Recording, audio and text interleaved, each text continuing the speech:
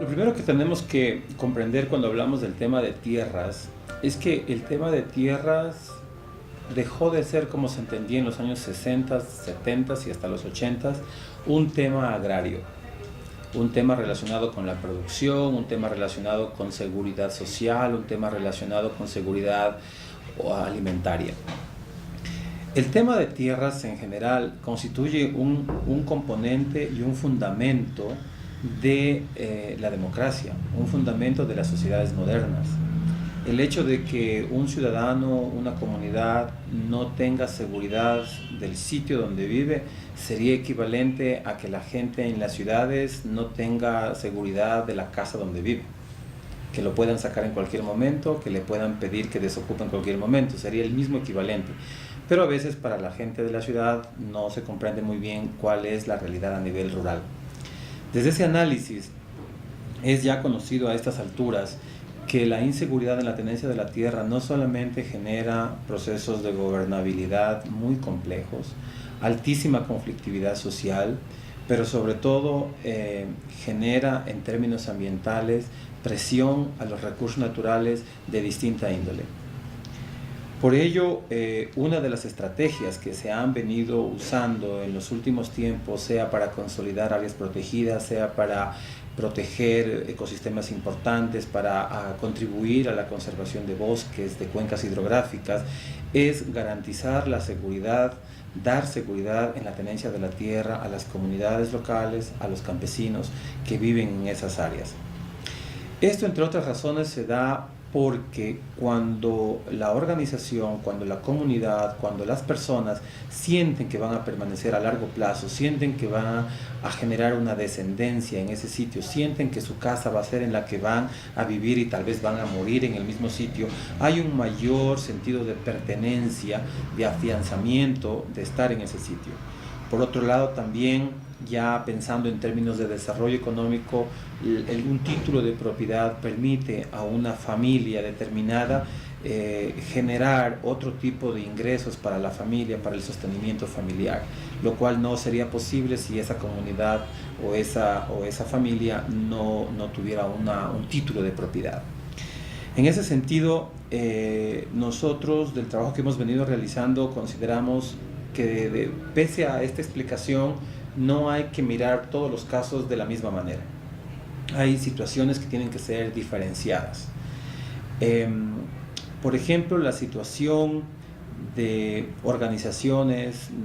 de campesinos dentro de un área protegida, pese a que es un tema de derecho a la tierra, de acceso a la tierra, tiene que tener también otros componentes en el saneamiento de esa situación. Una familia campesina que está en riesgo en una zona de frontera, por ejemplo en el caso de Ecuador, tiene que tener otro tipo de apoyo conjuntamente con el título de propiedad. Una comunidad indígena que está cerca de un área protegida o dentro de un área protegida tiene que tener un tratamiento diferenciado. Es decir, lo que quiero mencionar con esto es que cuando hablamos de regularización de tierras, no es una receta que se aplica a todos los casos por igual, sino que cada situación, cada beneficiario, cada organización tiene características distintas y que la ley tiene que hacerse eco de esas diferencias. Sin embargo, de ello, lo de fondo es generar una relación estable, una relación coherente,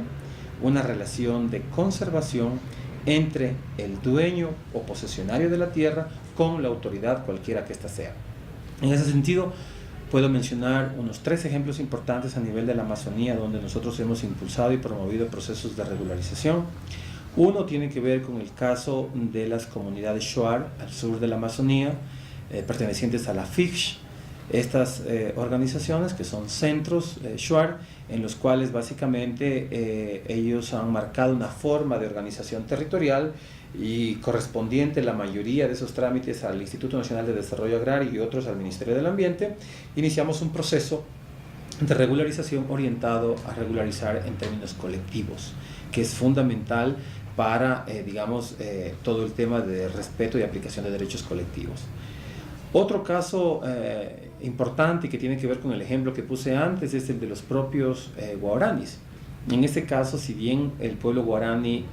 tiene un título de propiedad, bueno, varios títulos de propiedad que configuran el gran territorio guaraní, no había claridad a nivel de los linderos, muchos de los cuales generaban conflictos con vecinos, con comunidades quichuas, con colonos. Pues el trabajo que se hizo ahí básicamente es de apoyar a la organización Nahue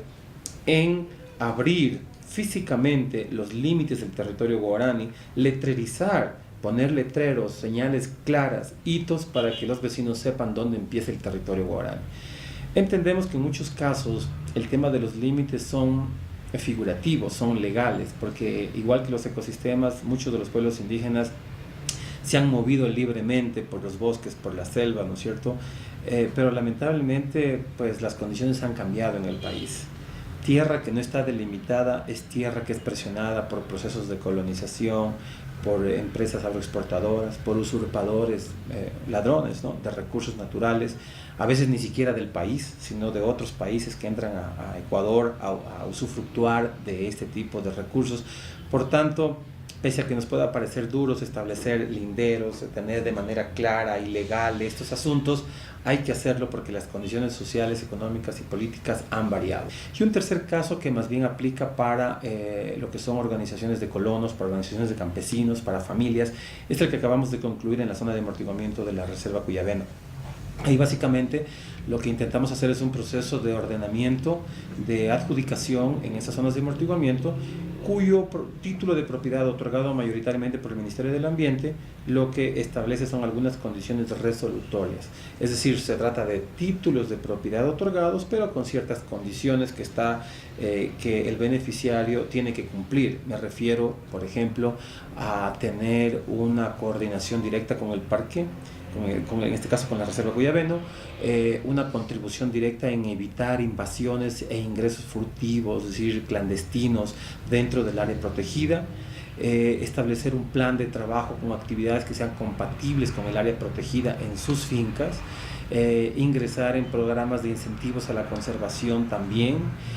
y finalmente generar un ambiente a nivel educativo, comunicacional, en el cual se refuerce de manera importante que estos títulos de propiedad no fueron dados solamente para que la gente tenga un título y los pueda vender libremente, sino sobre todo para generar un cordón de organizaciones, de gente alrededor de Cuyabeno que protejan esa área protegida. Se trata de esfuerzos, por un lado, para ordenar todo este tema de tierras a nivel nacional, segundo, por ir definiendo estos derechos de mejor manera y quitando del rompecabezas llamado Ecuador focos de conflictividad.